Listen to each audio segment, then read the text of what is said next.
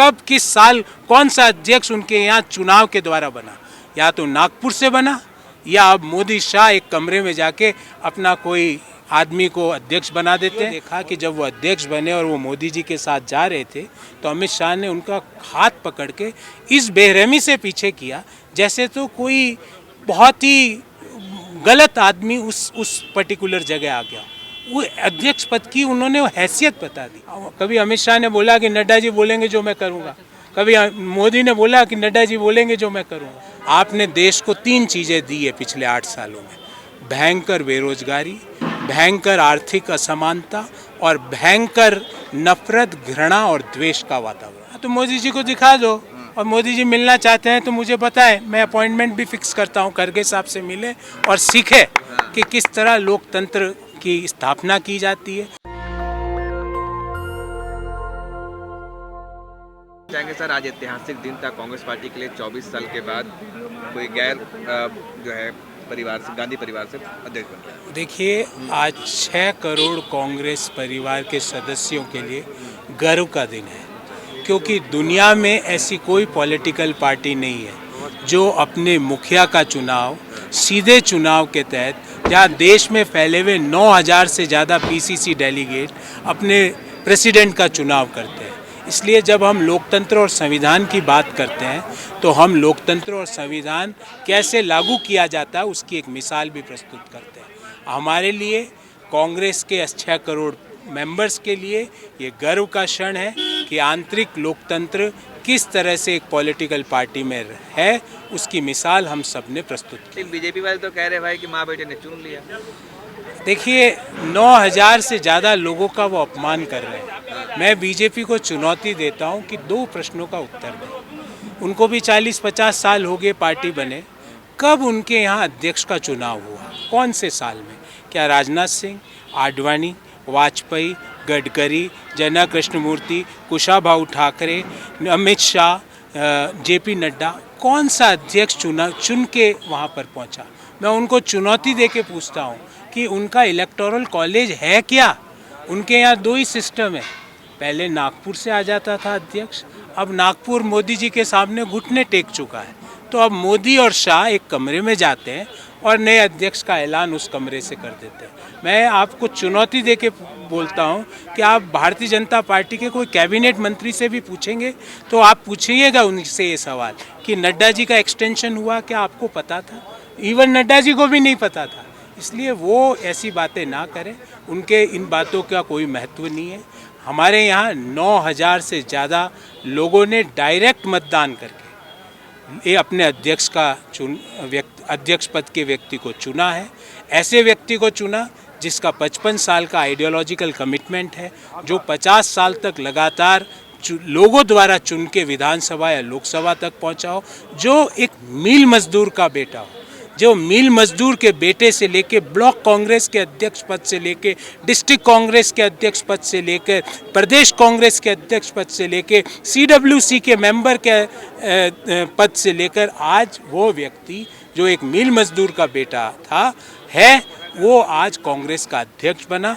हम सब लोगों को इस बात का बहुत गर्व है। बीजेपी के नेता, बीजेपी के एक सेकंड 30 साल लग गए इस वक्त अध्यक्ष को लाने में।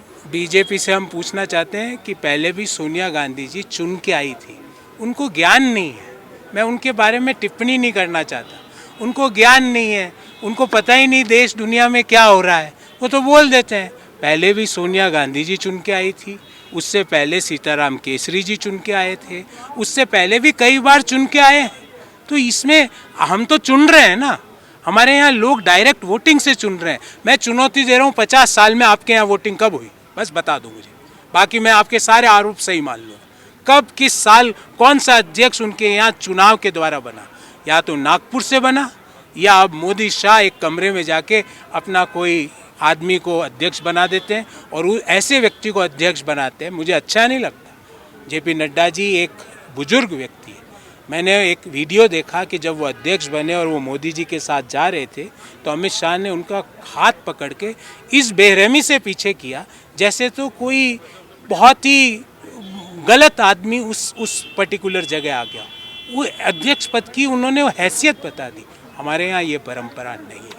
हमारे यहाँ ये परंपरा है कि जब खड़गे साहब चुनाव जीते तो सोनिया गांधी जी उनके घर जाकर उनको बधाई देकर। हमारे यहाँ ये परंपरा है कि राहुल गांधी जी से जब पूछा गया कि आप क्या करेंगे तो उन्होंने कहा Congress president is supreme, he will decide what I have to do.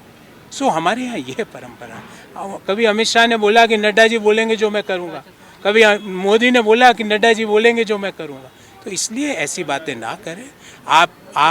आपने लोकतंत्र को कुचला है, आपने संविधान को कुचला है, आपने देश को 3 चीज़ें दी है पिछले 8 सालों में: भयंकर बेरोजगारी, भयंकर आर्थिक असमानता और भयंकर नफरत, घृणा और द्वेष का वातावरण।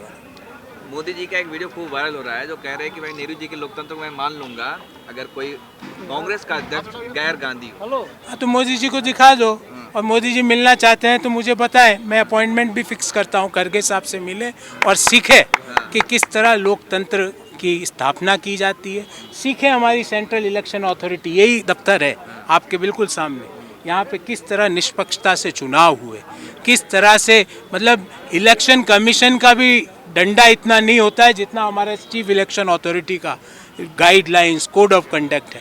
इसको कहते हैं आंतरिक लोकतंत्र, और यहाँ पे खड़े हुए प्रत्येक व्यक्ति को इस लोकतंत्र पर गर्व है। पहली परीक्षा जो है गुजरात और हिमाचल प्रदेश में, क्या लगता है कि मल्लिकार्जुन खड़गे जी इनको पार कर पाएंगे? बिल्कुल। हिमाचल में जिस तरह का वातावरण है, जिस तरह से भ्रष्टाचार की भेंट हिमाचल चढ़ा है, जिस तरह से वादा खिलाफी हिमाचल के लोगों से की गई है, आपने बाई इलेक्शन के भी रिजल्ट आपको याद होंगे। मेरे को याद नहीं है ऐसा कोई आज़ाद हिंदुस्तान में कोई उदाहरण है जहाँ पे जिस पार्टी का राज्य में सरकार है उस पार्टी का एमएलए बाई इलेक्शन में अपना डिपॉजिट खो देता है। वो हिमाचल में हुआ है। तो हिमाचल का नतीजा तो बाई इलेक्शन में ही साफ हो गया था। आगे जो नतीजे हैं वो और भी आगे नवंबर में साफ हो जाएंगे। गौरव जी के बाद आपसे एक सवाल अहम ये लेना चाहूँगा मैं, भारत जोड़ो यात्रा जिस तरीके से अपार समर्थन मिल रहा है, जितनी उम्मीद थी उससे बहुत ज़्यादा कुछ मिल रहा है, आपको लगता है कि ये कदम कांग्रेस को और पहले उठा लेना चाहिए था? देखिए, पहले उठा लेना चाहिए था, नहीं उठा लेना चाहिए था, पर मैं ये कह रहा हूँ कि सही समय पर सही कदम हमने उठाया। कन्याकुमारी से कश्मीर तक जिस तरह से राहुल गांधी जी भारत को जोड़ने का काम कर रहे हैं, और मैं आप सब लोग सब जानकार लोग हैं, आप सब लोगों को सब जानकारी है। मैं आपसे पूछता हूँ, ऐसा पॉलिटिकल पार्टी का नेता है जो 3570 किलोमीटर सर्दी, गर्मी, बरसात, आंधी तूफान रोड पे रोज़ 30 किलोमीटर चलने की हिम्मत रखता हो? सिर्फ एक व्यक्ति है, उसका नाम है राहुल गांधी, जो आज जिन्होंने 1500 किलोमीटर की यात्रा भी पूर्ण कर ली।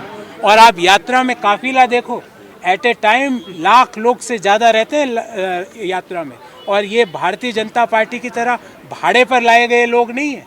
ये स्वयं अपने विवेक से, क्योंकि देश में जिस तरह से वातावरण है, कटुता का, घृणा का, द्वेष का, बेरोजगारी का, महंगाई का, आर्थिक असमानता का, गिरते हुए रुपये का, उस वातावरण से युवा, महिलाएं, व्यापारी, मध्यम आय वर्गीय परिवार, किसान, मजदूर सब परेशान हो चुके हैं।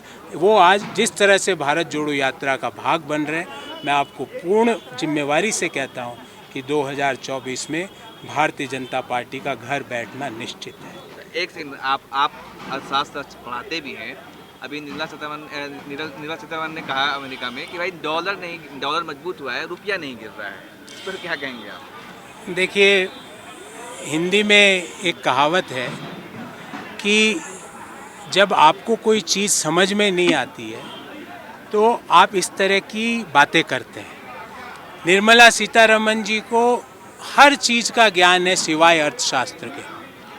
अर्थशास्त्र का, इकोनॉमिक्स का ई नहीं पता उनको, बाकी उनको सब ज्ञान है, अर्थशास्त्र का ज्ञान नहीं है। इसका नतीजा ये हुआ कि वो इस तरह के कुतर्कीय बयान देती है। कभी बोलती है गाड़ियाँ इसलिए नहीं बिक रही क्योंकि लोग ओला में चलते हैं, कभी बोलती हैं, और मैं उनकी कोई अपमान नहीं करना चाहता, कभी बोलती है प्याज के दाम बढ़ रहे हैं तो मैं क्या करूं, मैं प्याज नहीं खाती। अब बोला उन्होंने कि रुपया नहीं गिर रहा है, डॉलर बढ़ रहा है। मैं उनको एक जानकारी देना चाहता हूं कि दुनिया की जो एमर्जिंग मार्केट इकोनॉमीज़ का जो क्लस्टर है, जिनमें सारी एमर्जिंग इकोनॉमीज़ का जो बास्केट है, वो 8% जो वो 6% ही गिरा, सारी इमर्जिंग इकोनॉमी, और हमारा रुपया उसी दौरान 8% गिरा। निर्मला सीतारमन जी, इसका जवाब दीजिए। क्यों आप अपनी इस तरह की कुतर्कीय बयानों से देश का सर विदेशी धरती पर झुकाती है? क्यों आप इस तरह के जो ये सारे बयान आपकी अक्षमता को जताते हैं, आपकी नासमझी को जताते हैं? मैं आग्रह करूंगा कि विदेशी धरती पर जाके इस तरह की कुतर्कीय बयान ना दें, इससे देश का सर नीचे झुकता है। नेशनल दस्तक की आपसे गुजारिश है कि अगर इसको बचाना चाहते हैं तो नेशनल दस्तक को सब्सक्राइब करने के लिए रेड कलर के सब्सक्राइब बटन को दबाएं, फिर बेल आइकन की घंटी दबाएं। नेशनल दस्तक को बचाने के लिए बहुत जरूरी है कि हर खबर को शेयर करें, लाइक करें, कमेंट जरूर करें।